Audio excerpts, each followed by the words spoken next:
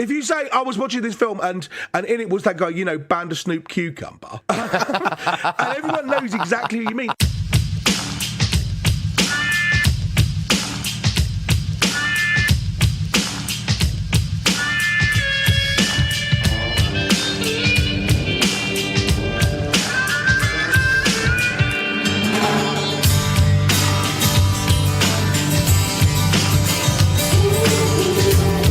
This is Bad Voltage. This is episode 33 of season 2.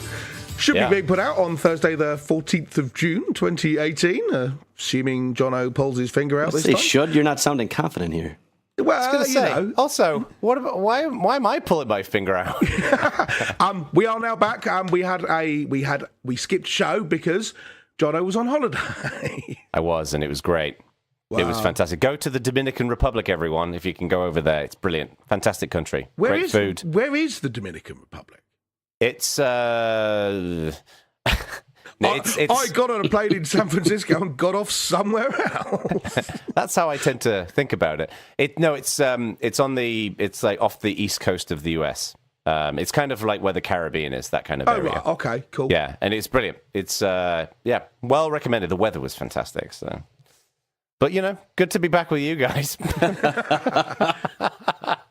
on that note... Almost with a straight face. And now, Bad Voltage.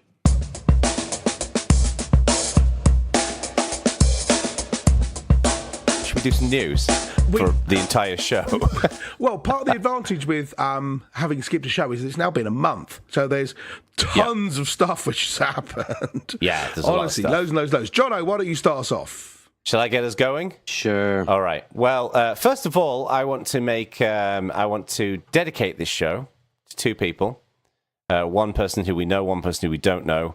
So Anthony Bourdain sadly died recently, and he was one of the coolest people on the planet. So he was. To him, and Rob Limo, who was in the early days of open source. He passed away recently as well. So hope those guys are doing well wherever they may or may not be. Anyway, I think we should start with a big piece of news recently. Microsoft bought GitHub. Really? Wow, I hadn't noticed. Yeah, you hadn't picked up on this? Yeah. It's only been the sole topic of conversation for the last week, honestly. It's not like OpenSUSE acquires SourceForge. So, the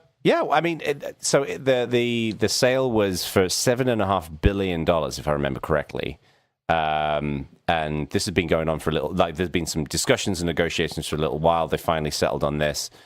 What do you guys think about this? I mean, Microsoft are, to this day, a divisive company for a lot of open source people, particularly people who've been around open source for a long time. Right. What do you think? Well, I think it's interesting because realistically, GitHub, as a organization that raised over $350 million in VC, right? They really only had three options: acquisition, which is obviously what happened, an IPO, or going bust. And that puts them in a little bit of a weird situation, right? Once you've raised that much money, just being a business really is off the table as an option, for better or for worse. So, this is a tragic thing about the way we've decided, as a world to organise ourselves. That if you raise that much money, you can't then run a business where you sell things to people and earn enough money to cover all your costs and make a bit of profit. You have to. Right. That kind of be a standard business, as you say, it's just not on the table anymore. And if you raise 350 because of the returns that a VC is going to want, it really limits the number of companies that can realistically acquire you, right? On the grounds, if you're looking for 10 to 1 or 100 to 1 returns on your investment, then you've got to be selling someone who's got $3 billion in the first place. Which is, Bad Voltage, Microsoft, who else? It's interesting. I can't remember if we talked about this on the show. I know Erica and I were chatting about this one night, and I think I might have said this on the show, but we were talking about who would acquire GitHub. And the only company we could come up with was Microsoft for two reasons. One is they're one of the few companies that's going to have enough money to buy GitHub, because GitHub is going to be multiple billions. It's actually $7.5 billion was more than I was expecting, but it wasn't going to be far off that. But the second reason is GitHub cared deeply about there's so much culture at GitHub around, the modern software developer and, and all the rest of it, that they would only want to sell to a company that is going to understand that and be able to further that. So who are those companies who've got enough money who really kind of get developers? It's not going to be Oracle. They'd be big enough. It could conceivably be Google. And there was rumors that there was some discussions with Google during the acquisition process. So we came to the conclusion that Microsoft was the most logical place because they've been doing a lot in the open source recently. So, I think another potential one would have maybe been Amazon, as they're building out AWS as a platform and trying to get more developers on that platform. That could have been one vehicle. Obviously, an organization with enough money, certainly. Yeah, it could be. But they, in my head, and this is maybe not an accurate reflection, but Amazon aren't really interested in building developer things. They're interested in building things that developers use. It's a fine line, maybe, but no, I would agree. It would have been a little bit of a pivot for them. I just was thinking of organizations large enough that are developer focused. So it's interesting. A lot of people think that Microsoft was the right acquisition partner here, and clearly a lot of people don't think that. So to put it nicely. What do you guys think? Like, do you think it's a good home for GitHub? I'm putting the acquisition to one side, like them being the arbiter of the future GitHub. What do you think? So I think for a lot of people, it's a little sad to see GitHub not remain a neutral player, right? So I don't know that while the people who are disappointed would maybe be slightly different if it was Google or slightly different if it was Amazon, I think there's a little bit of reticence to have what's Microsoft, I would say, is not considered a neutral player in this, to now own GitHub. I think one of the interesting things here is all of the realization of how, in my opinion, short-sighted the reliance on GitHub was. So to all you Go programmers who are importing unvendored, unversioned GitHub URLs into your code, this might be the wake-up call that should have happened years ago. But so to those specific people complaining, I don't get the complaint. You should have never been doing what you're doing anyway. So that it's Microsoft now, to me, makes no difference. It just was a bad practice. But I think that it's an interesting home in that I think the real value for Microsoft is not going to be in the revenue that GitHub generates, right? Because it's not really going to be enough, I wouldn't think, to recoup their money in a reasonable time. But in the relationships that it builds as they're trying to get some mindshare back with developers. Absolutely. So I don't know of any other home that would have targeted that little bit more fuzzy, little bit less revenue-driven idea. From a comp perspective, the only reasonable comparison I can think to GitHub, and this would be a company that isn't what GitHub's doing, but I think what GitHub wanted to do would maybe be Atlassian, and they're worth about $15 billion, so about double the acquisition cost. I can't think of another reasonable comp. I don't know if either of you two can. No. I mean, there's GitLab, but they're I think but people they're different. Yeah, but they're people slightly different aren't scale, buying GitHub. But people weren't looking to buy GitHub. Microsoft did not buy GitHub because their technology is so much better than the competition. Right. Oh no, they're buying mindshare. They're buying a central pivot point around which a large portion of the open source world, the technology world as a whole, from the development side, it all rotates around GitHub, which is either brilliant marketing by them or essentially an accident of history, however you look at it. But that's what Microsoft are buying, right? If you bought GitLab, you get the same technology. But, I mean, Microsoft had CodePlex already.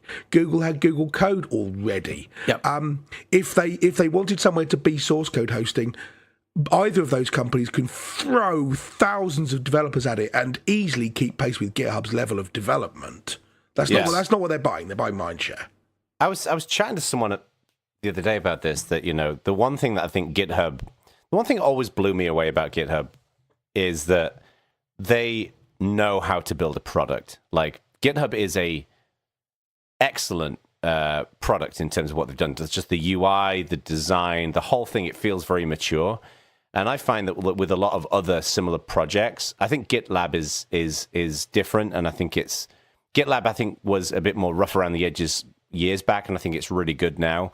But from day one, GitHub has been a really well-delivered product. I think I would take an alternative opinion on that. There's a whole bunch of things that it's still mind-boggling that GitHub doesn't do in 2018, in my opinion. I'm not talking about... I'm talking about what they do, I think, is really well executed. there's a lot of stuff that it should do that's missing. Like their project management stuff isn't good, for example.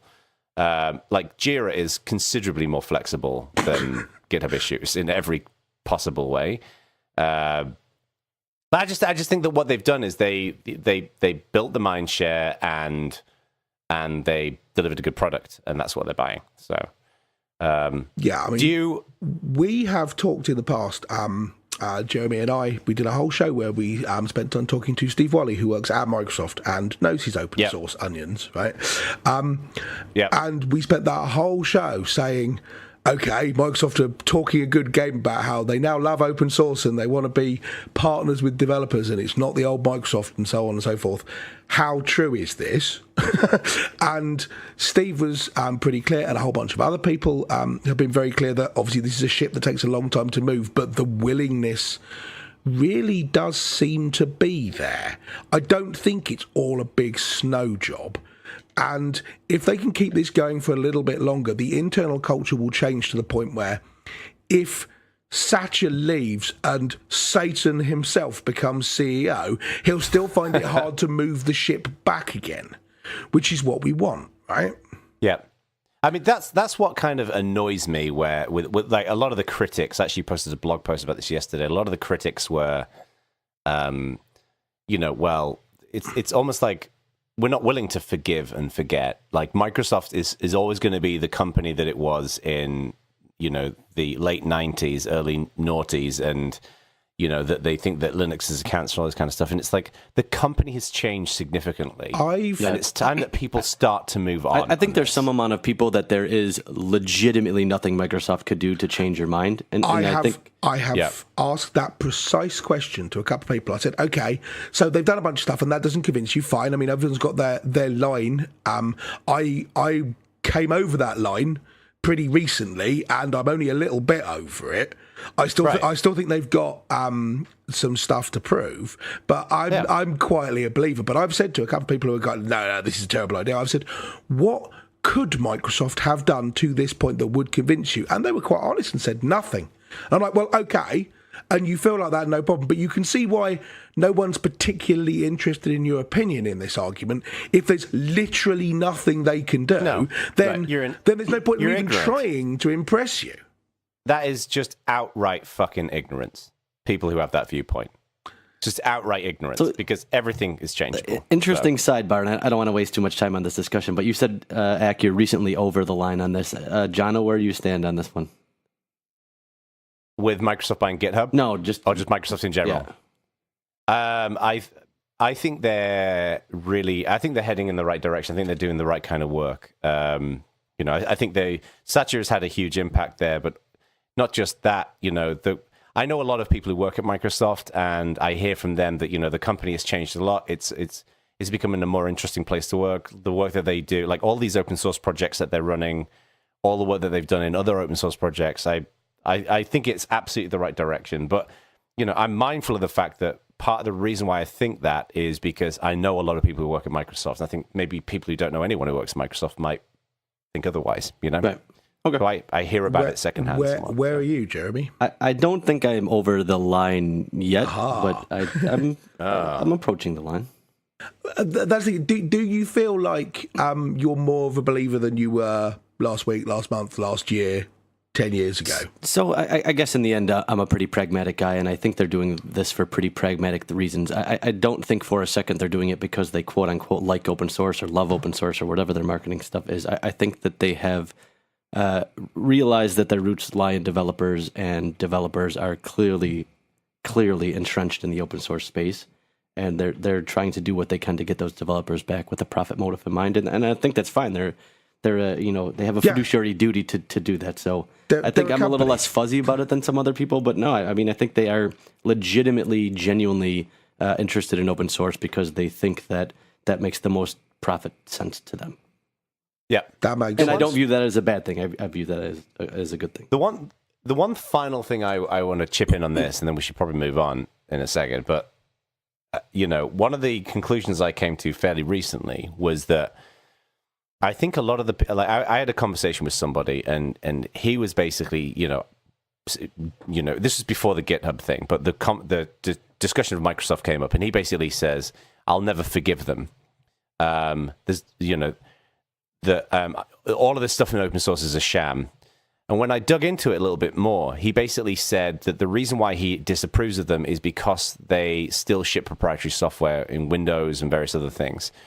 And that's when I came to this conclusion. This was the blog post that I posted, that I think there are some people where software, open source free software, is part of their ethical code. So they see proprietary software as, by definition, an unethical thing. They put it in the same boat as lying, cheating, probably not as bad as things like murder and rape and whatever else. This is the RMS view of things. Right, the RMS view of things. Right, who also think Red Hat and Canonical are too closed. So, I mean, if that's your viewpoint, that's...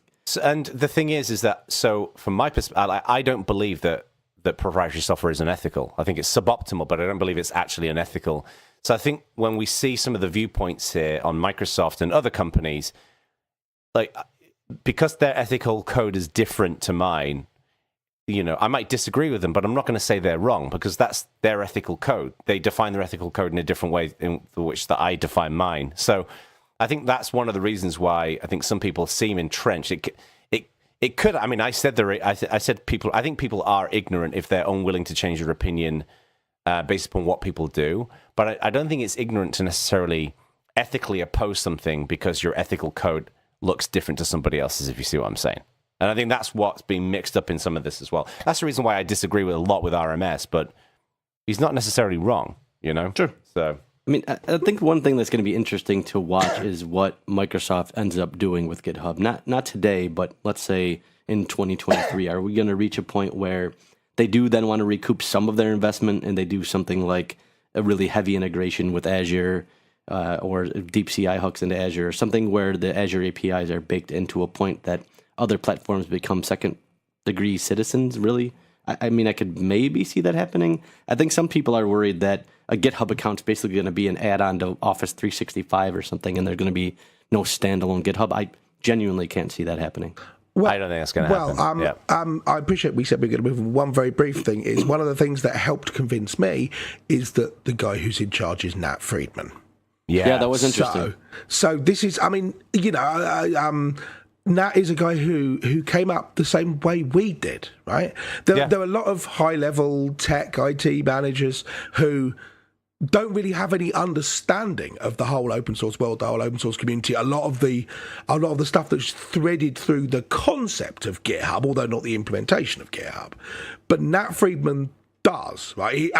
No one could point to him and say, this guy does not understand what it is he's destroying if he ends up destroying it. I don't think he will. He knows what he's doing. So I'm not worried that we'd be cast aside by accident at this point, which is pretty reassuring, to be honest. That was actually, because I think he's not a well-known person to most people. But that, to me, was a significant chunk of this news, was the fact that he knows Microsoft, he's got great open source credentials. He's just a really nice guy as well. Yeah, he is. So, also, what does it tell you? Start off hacking on random little GTK applications, end up being VP of Dev Tools, and then running GitHub. It's the open source rags to riches story. A lot of people would go, but then you end up working at Microsoft, which is not what they want, but nonetheless. Yeah, don't stay in school. Go and hack on Ardor or something. I don't know. So, all right, what's next? Next piece of news. One very brief one, which I thought was terribly amusing. The Kim Jong-il Trump summit, right? Yes. All the accredited journalists who went there got a free USB fan to plug into their computer. What? Honestly, they gave them out as little kind of, tchotchkes to all the journalists, a USB fan. And you can imagine the whole InfoSec world go, don't plug them in. I would like to know if there was one journalist in the corner who didn't go to the security training for whatever journalistic place they work for, and they plug the fan in and everyone else looks aghast. I'm assuming they're probably nothing. But was it North Korea who gave out these fans, or was it the US, or was it unclear? I don't don't actually know. I'm picking this up just as sort of a side piece of news. I just thought it was hilarious. I mean, and I'm assuming nobody's blatant enough to go, here are a bunch of essentially USB sticks with viruses on them. Please plug them in.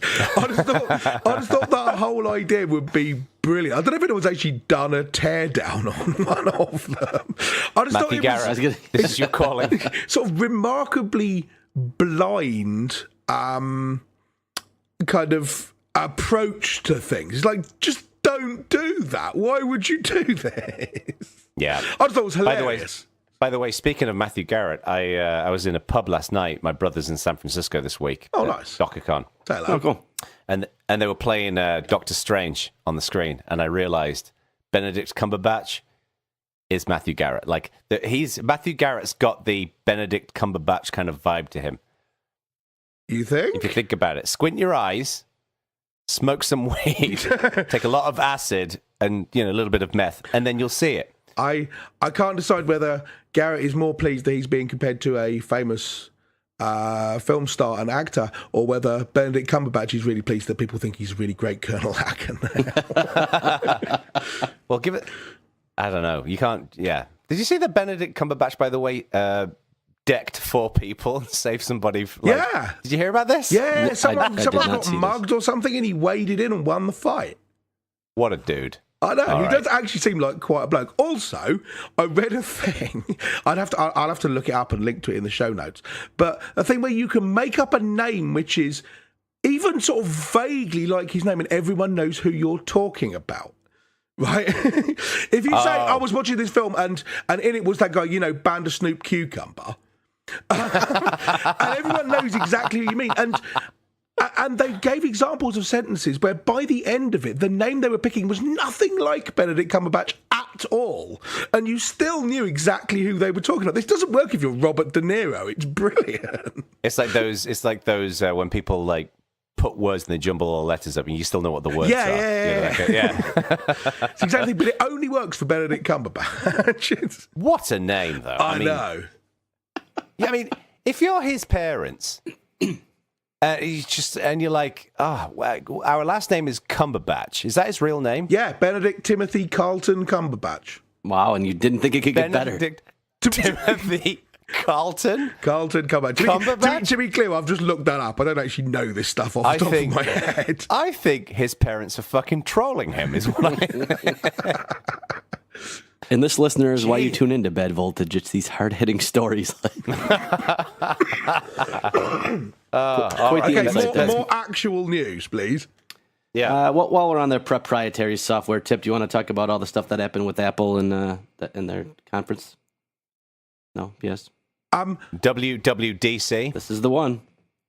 I thought there were a couple interesting things. I mean, the iOS store... What stood out for you? Which now turns 10, which I did not realize. Yeah, 10 years serves old, I saw 500 that. million weekly visitors, and as of this week, has earned developers over $100 billion, which also means that Apple has collected around $40 billion at a astonishingly high margin. So, I have a question for you guys about this. I was thinking about this yesterday. It seems like the Apple Store is constantly performing well. Like, it seems like they're getting a lot of traffic, and it seems to be growing reasonably consistently from what I understand. I wonder, is the relationship that Android users have with the App Store different to Apple users? Or do you think that everyone's the same? Do you think it's because, like, you have a phone, you install the apps that you want on it, and once you've got I don't know if you guys are the same as me, but once I've got the core set of apps on there, the only time I ever go to the Play Store is when someone mentions something that I should check out. I don't go and cruise for apps. I'll give my 2 pence first, because Ak actually knows what he's talking about here, and will go on significantly longer, I imagine. I actually think that Apple, one of their biggest mistakes in retrospect will be not only how closed they've been in regard to the App Store, but how much of a cut they've taken. I think the one thing Microsoft did well during their meteor years was that they understood as a platform, it behooved them for developers to make a ton of money around them, because it almost built a fortress around them of developers who were so ensconced in the cash they were making that they defended Microsoft at every turn. And Apple, I don't think, really understood this. And I think a lot of it is where Tim Cook comes from as a COO and a product guy. Doesn't understand developers. Really, I don't think understands the world that he lives in from a non-product perspective. He obviously understands the product side ultra well. But I think it would behoove them to take less of a cut and be a little bit more open, because I don't think people feel the same way. And there's certainly not as many companies making as much money. If you're not one of the few monster blockbuster iOS apps, you really don't make any money. Yeah. So I think as much, like they like to tout that they've given out $100 billion in 10 years. And it's not that that's not a lot of money, but I think they're being very myopic in how they view the market with I think with a little less margin and a little more thought, they could have a lot more money long term. I think maybe so. Yeah, I mean, it's hard to argue with a policy which has brought you $40 billion, but it is. But yeah, I mean, but that's essentially the way Apple do things. I do think there are two. To answer Jono's original question, I think there are two fundamentally different classes of phone users. One of whom does literally cruise the store for apps the whole time. I know people who are like that. I don't think any of the three of us are. I probably am more like it than the two of you. Wait, so they regularly just look for random new apps that just are go and see, I wonder what there is that's cool. Yeah, I don't do that. and I know a bunch of people who do that. I don't think you two do. I do occasionally, but some people do it a lot. But yes, I agree with you. An awful lot of people do not. There have been countless surveys done where people have, sort of 9 apps on their phone, and that's it. And those apps never change. And these normally dovetail into a story about how people don't make money or selling mobile apps anymore, and the gold rush of 2009 and 2010 is all over, and then there was in-app payments and so on and so forth. But yeah, I think don't necessarily believe that because we don't do it, nobody does it. And more importantly, it doesn't necessarily matter if a relatively small proportion of your audience do it, because they're still the ones who drive all the app installs, right? So if you've got 1 billion users, but only, 10 million of them, 1%, act like this, and they install an app a day, that's 10 million new apps a day. Right, that's you don't need that many. When you've got an audience as big as iOS has or as Android has, a relatively small proportion of your audience can still drive an awful lot of that stuff because you've got a lot of people. So yes, I think simultaneously most people do not do this, just cruise around the store looking for new apps, but there are people who do it, and they do it a lot. Yeah, interesting. I just think it's interesting. I mean, I usually download popular apps and install them very briefly just to see what toolkits they're using, what languages they're using, kind of what their technology stack looks like. Just because I like to see new trends in that space. You are such a dork. That's your hobby. I wouldn't consider it my hobby. Is it interesting? Yeah, it's your when hobby. I have some time? It's your hobby, isn't it? It's okay. There's no need to be embarrassed. You're among friend. Now that's not very kind, is it? To be honest with you, I'm exactly the opposite on the grounds that I don't install the super popular thing because it's super popular. It's just massively inverted snobbery. I don't actually then use it, to be clear. I typically then uninstall it the same day. It's just more of curiosity. I tend to discover a thing that was the cool app 4 years ago. Hey, this is actually quite cool. And everyone's like, yeah, it was in 2014 when we all installed it. Have you heard of this app called Riddling? I was much the same with Blur and Oasis in retrospect, so this is not a new thing. I have to say, I'm like that with TV. I end up watching TV shows usually when they're just halfway through the last season. It's not a criteria. Like I started watching Lost, Game of Thrones, Dexter, the same with all these things. Yeah. I won't watch Silicon Valley, though. I'm not watching that show. Oh, funny. So, anyway. It's way of things. A little too close to home, figuratively and literally. All right, what's next? Right. Did you see this thing about the FBI asking you to reboot your routers? I did. Do you know what it's about? No, but what I was surprised is how little this percolated into the mainstream media. Yeah, I mean, I was surprised about that as well. I totally. I mean, obviously the FBI aren't going to tell me to reboot my router because I don't give a shit about the FBI's opinion. Give the backstory for people who aren't paying attention. What it's actually about, someone built a piece of malware called VPNFilter, and it infects routers. Normally, the smaller, not big industrial stuff, just stuff you have in your house, home routers, small office routers. The companies are Linksys, Microtik, Netgear, QNAP, and TP-Link, right? And this is much like the Stuxnet thing. There's a lot of speculation it was written by a government because it's very technically sophisticated. The Phoebes believe it's the Russian government. And they have reasons. I have no opinion on this one way or the other. But what was interesting is that they now own the command and control server for it. Right, so the reason they asked everyone to reboot their routers on May the 25th, I think it was so when everyone reconnected to it, they'd have some sense of how many people were infected.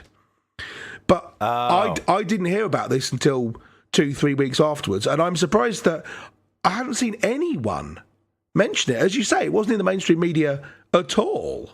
No. I saw one story on CNN, and that was it. I didn't see it anywhere else.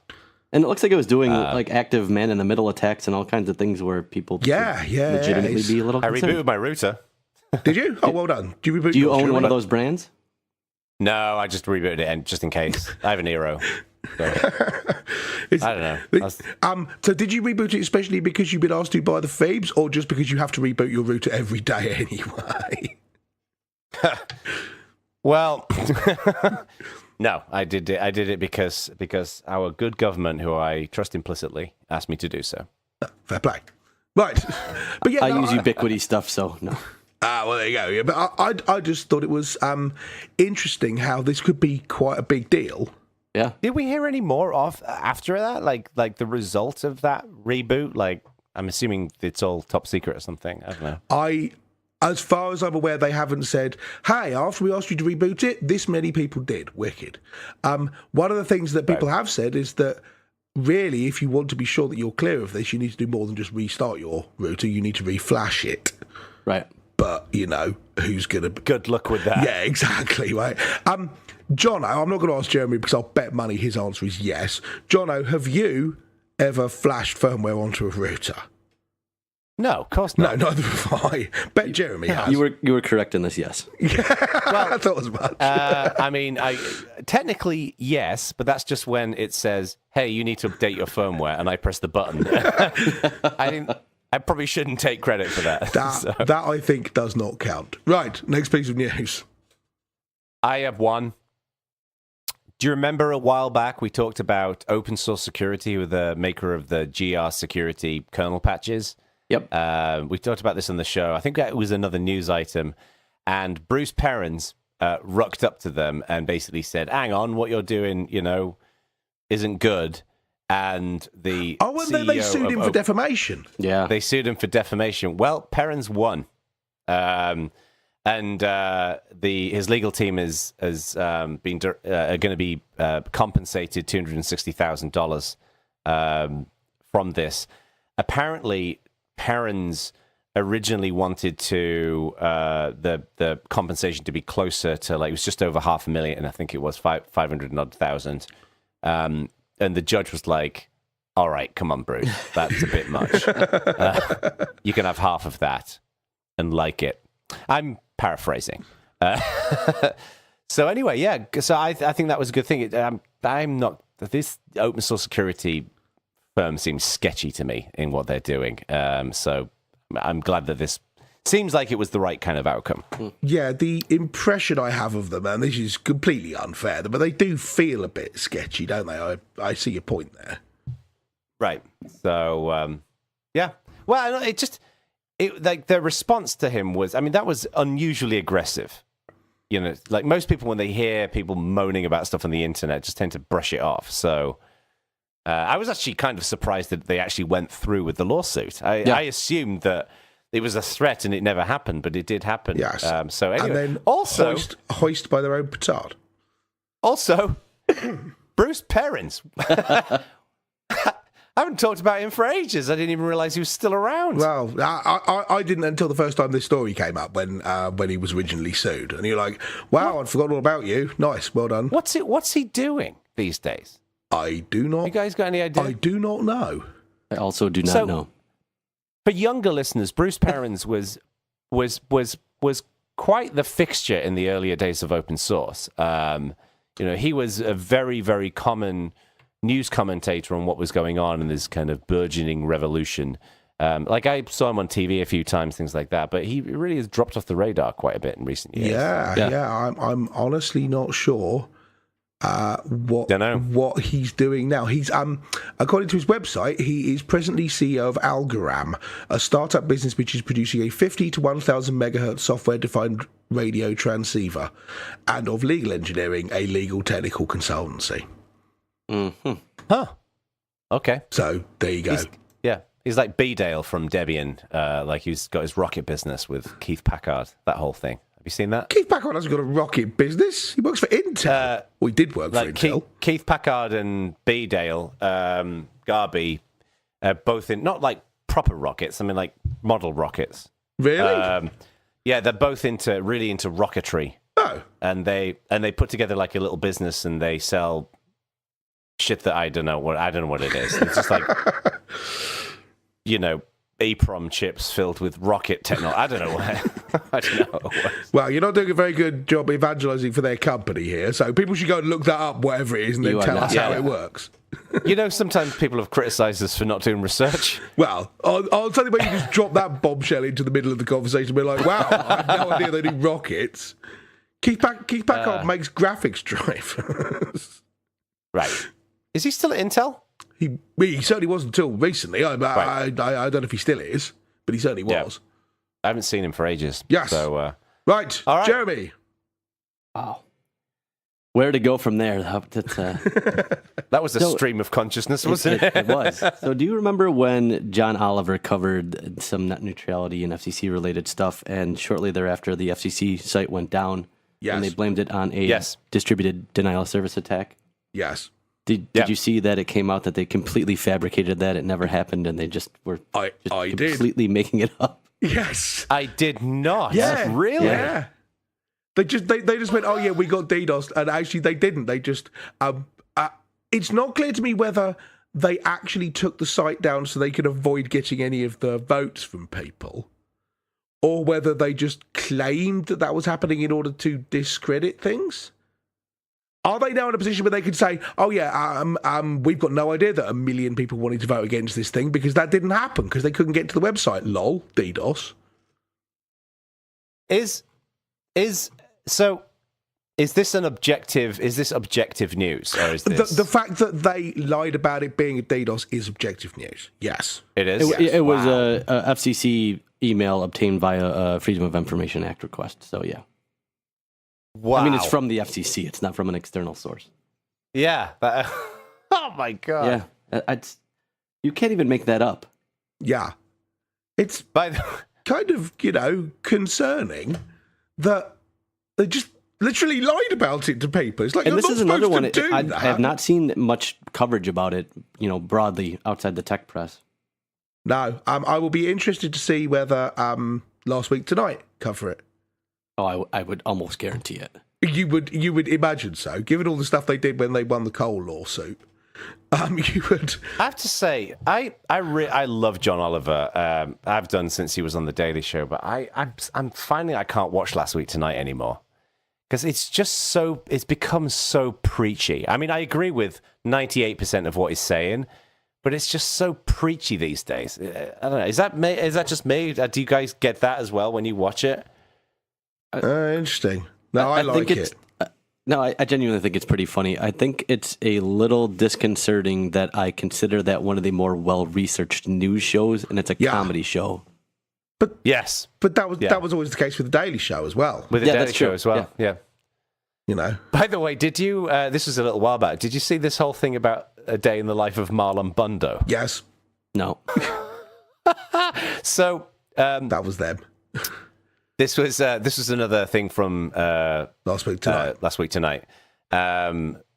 Mike Pence's daughter, who is like, she's an adult. She's not like a little kid, but she wrote a kid's book about a bunny rabbit, that basically lives at the White House or something along those lines. And it was just like instilling some, the usual conservative values type stuff. Anyway, so this is actually a rabbit that Mike Pence actually owns, and it's called Marlon Bundo, which is a good name for a rabbit, right? It is. So his daughter wrote a kid's book about it. Yeah, and it's a fictional day in the life of Marlon Bundo, who's the pet rabbit of Mike Pence. Now, Mike Pence, not a fan of the gays, it turns out. Indeed not. So the Last Week Tonight team basically created a book called A Day in the Life of Marlon Bundo. Actually, I think wasn't the Pence's rabbit is called something else, isn't it? Oh, now I can't. Oh no, it's no. I think Pence's rabbit. Oh no, it is Marlon Bundo's A Day in the Life of the Vice President. Yeah. Written by Mike Pence's daughter, Charlotte Pence. Anyway, so the Last Week Tonight team created the A Day in the Life of Marlon Bundo, which is the story of a same-sex romance between Marlon Bundo and another rabbit named Wesley. And, that the stink bug wants to stop this from happening, which is clearly, Mike Pence and all the rest of it. So anyway, they basically released it on the same day that the normal book was coming out. And they gave some of the proceeds to the Trevor Project and AIDS United. And it just massively outsold Pence's daughter's book. Yeah, genius. I wonder what the budget for that show is, because some of the things that they do on there is just... it's pretty high.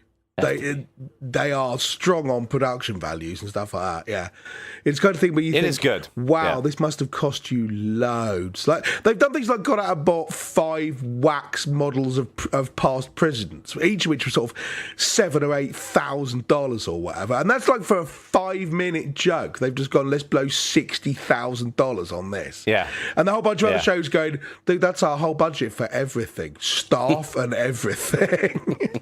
Yeah, shows you HBO are doing okay. It is. No, it's not TV. Funny. It's HBO.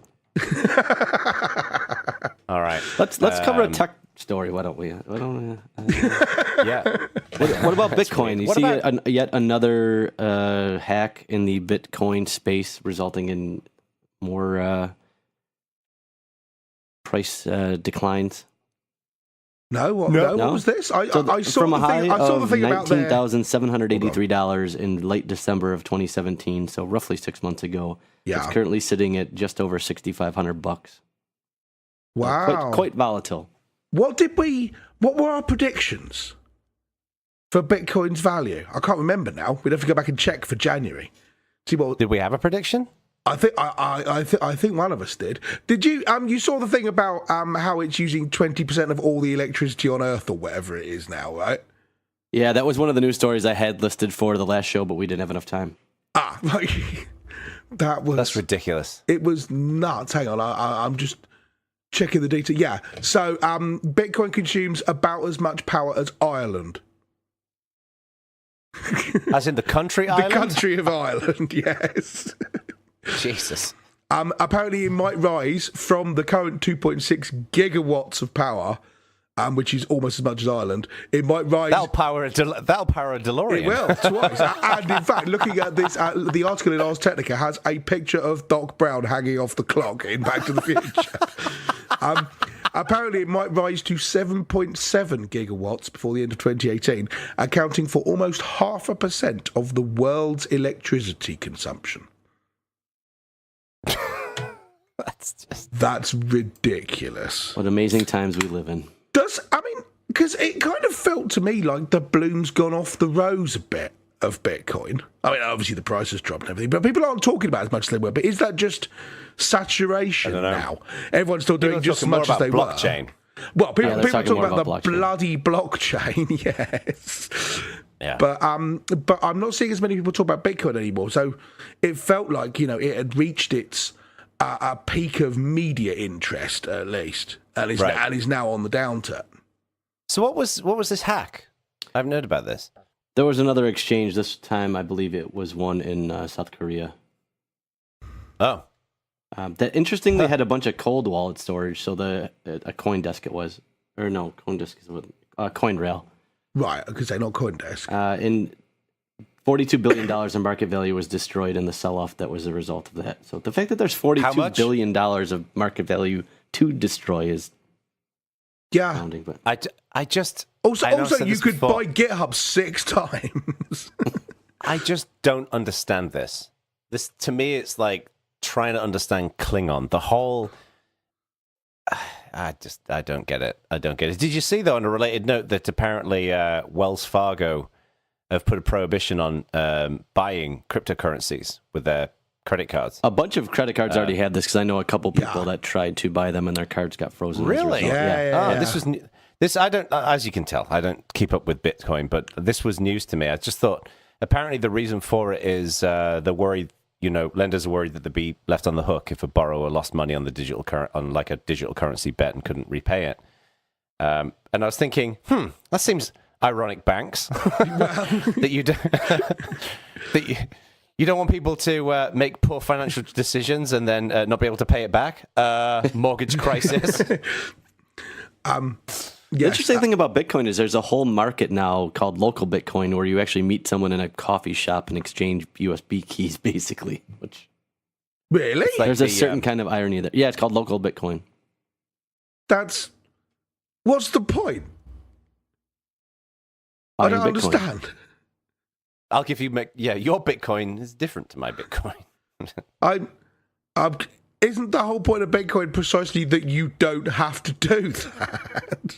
It is, but if you have to pay cash and you can't use a card and you need a reliable... Wait. The transaction fees are now high enough that people would rather travel to a coffee shop and hand over a USB key.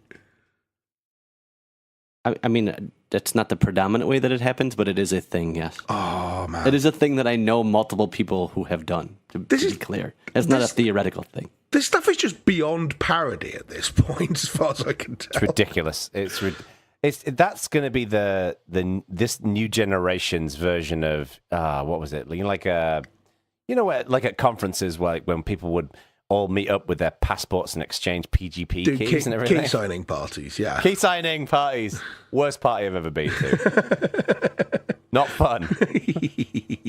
That is the thing. And now that's key signing parties. It's just I'm now starting to believe that the film actually ended in 2005, and what we're living through is now one of those little blooper reel bits that you get alongside the credits.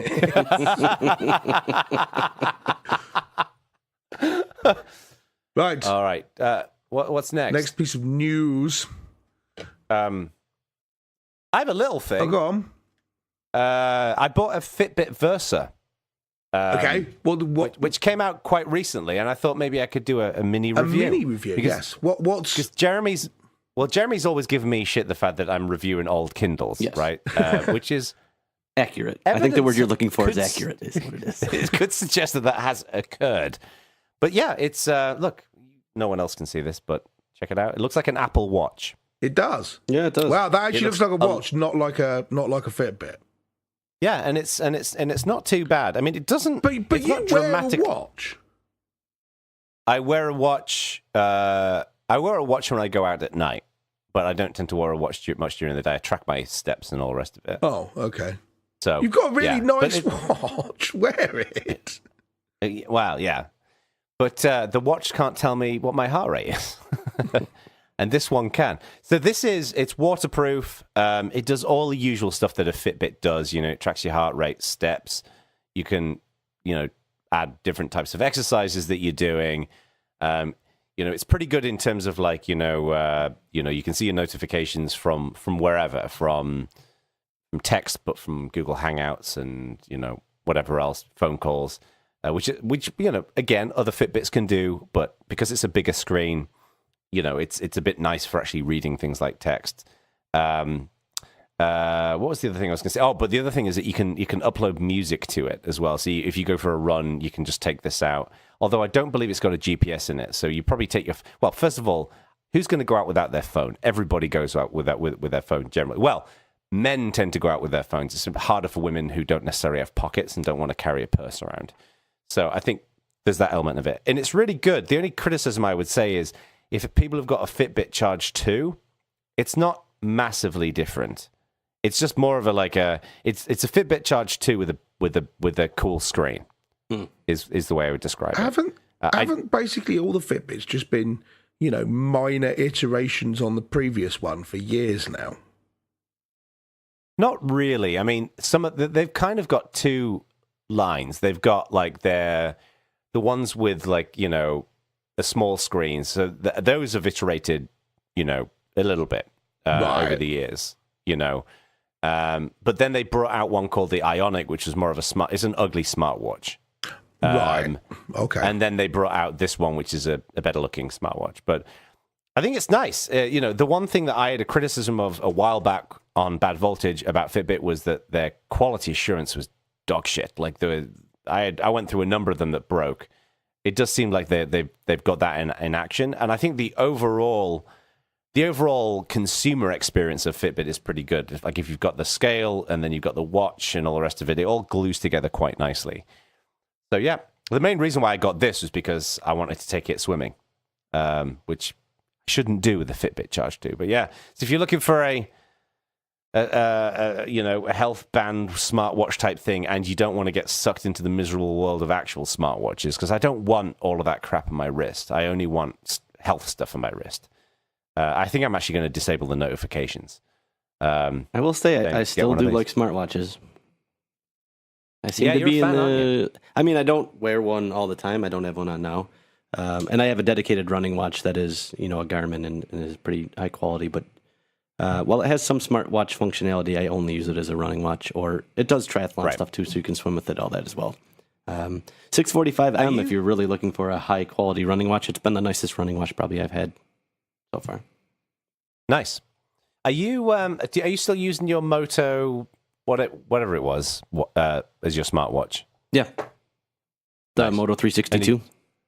Yeah. You still like it? Yeah. No, I think for the minimal functionality that I use it for, I don't really use it for the notifications and other stuff, but I think some of the data that you get out of it, and it also looks like a decent watch. I like that confluence. It does.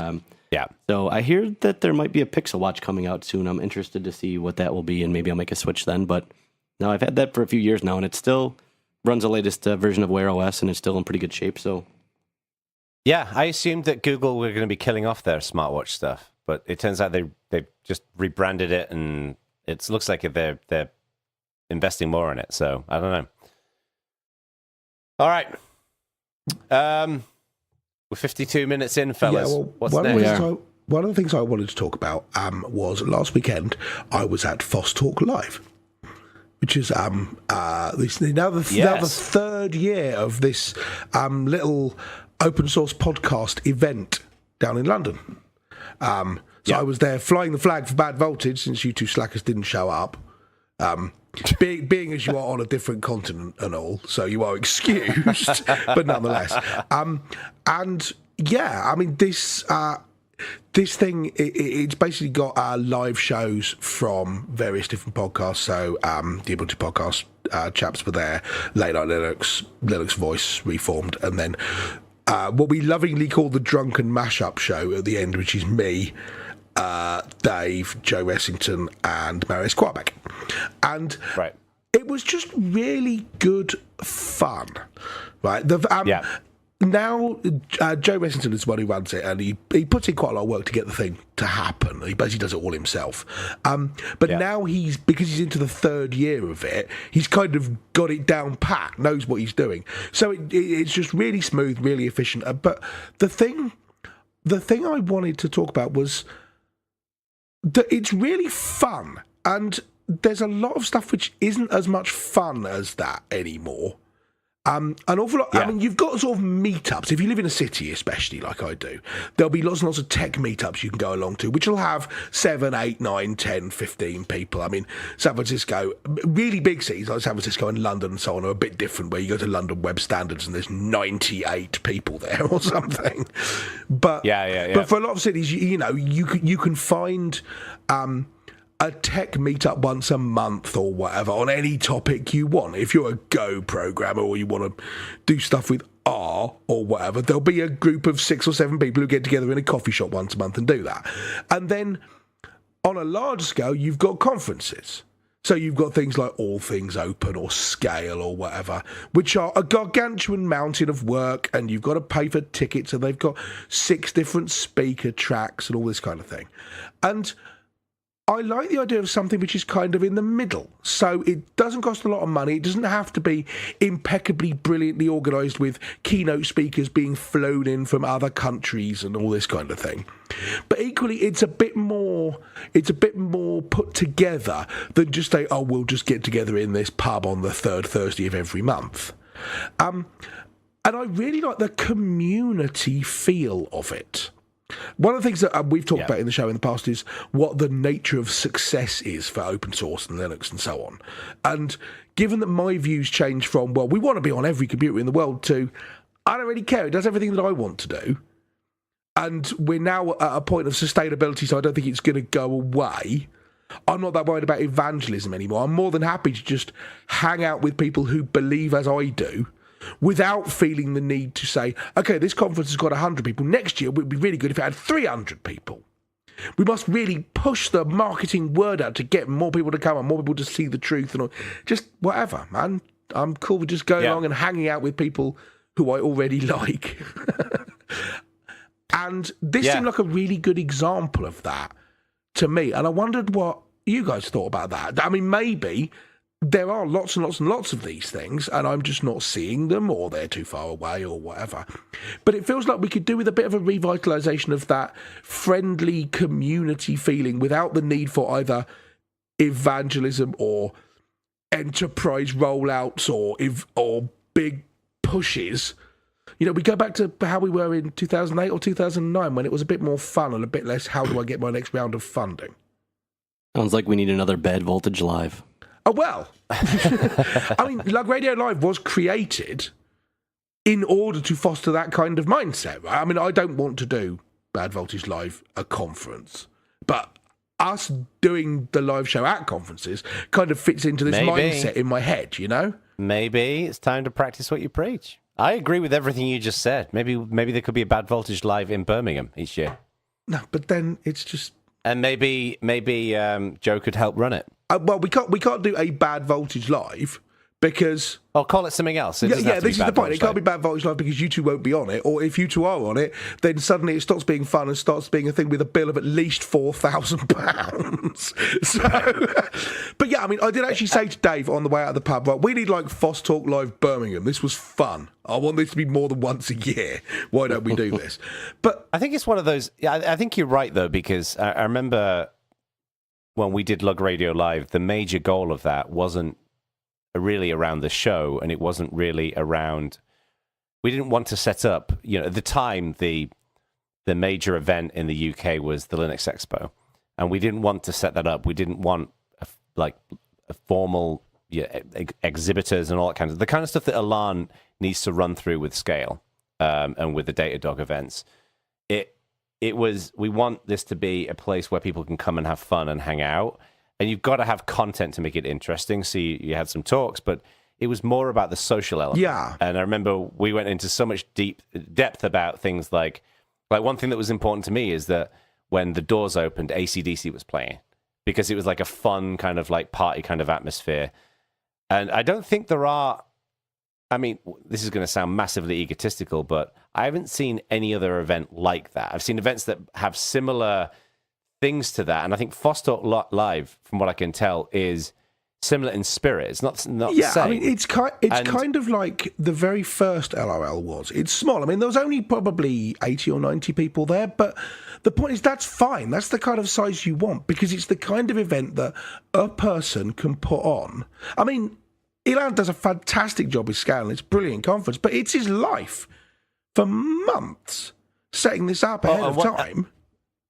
But I also, you know, the other thing here is that most, like, I think it's easier to do this in the UK because there is a much smaller community in the UK, and it's a smaller country, so you could run an event like that. Like, I haven't seen hardly any event like that. I have seen a couple of similar types of, like Penguicon, for example, which is in Michigan, is a similar kind of vibe. Although I suppose that's a good point. I could just go down to London and that was 2 hours on the train and then I was there. Where someone runs something in Detroit and you go, that sounds great, but that's a 5-hour plane journey away. Right. And that's not me going, I'll drop in on this conference in, I don't know, Rome or something. Yeah. But it would be fun to have like an event that is just like for open source people that's just fun. Like it's just this is my thing. You don't have to say, well, we need to make sure that when someone pitches a talk that it's not a product pitch, because no one would even think to do that. Right. Something where you're doing it for the joy of it, and that's the only motive. I don't know. I mean, maybe I'm massively over romanticising things, and it's just that I really enjoyed my Saturday, and I'd like to enjoy other Saturdays the same way. Turns out Stuart likes sitting in a pub talking about tech. Well, would you believe it? The mind reels. Spoiler alert. Yeah. So, and I'd like to actually hear from our listeners if you know of events that are kind of like that. Yeah. Particularly in the US. You know where they should let us go to. You know where they should go to let us know this. Is it the Bad Voltage Forum or Slack channel or whatever that thing is? Community.badvoltage.org. Yes, go to community.badvoltage.org and let us know. No, but I'd be interested too, especially by region, just so Jono might be able to go to one by him, or if there's one near New York State, I'd certainly check it out. Yeah, it'd be fun. Yeah, I think we should probably think about wrapping it up because it's been quite long and I'm hungry. Cool. Are you chaps speaking anywhere before the next show? I would have mentioned FOSS Talk Live in the last show, but we didn't do the last show. So. Not before the next show for me. You, Jono? No, not before the next show. Cool. Got some stuff. OSCON's coming up soon, but that's next month. So excellent. Then we're good. All right. Well, people of the internet, thank you for listening to our ramblings. You go to the forum, join the Slack channel, go to the other, whatever that thing was. What is it? What's it called? Matrix? Was that what it was called? It's called Matrix, yes. You can now connect to our Slack channel on Matrix if you want to. Okay, brilliant. Take the blue pill. All right. Bye. Bye.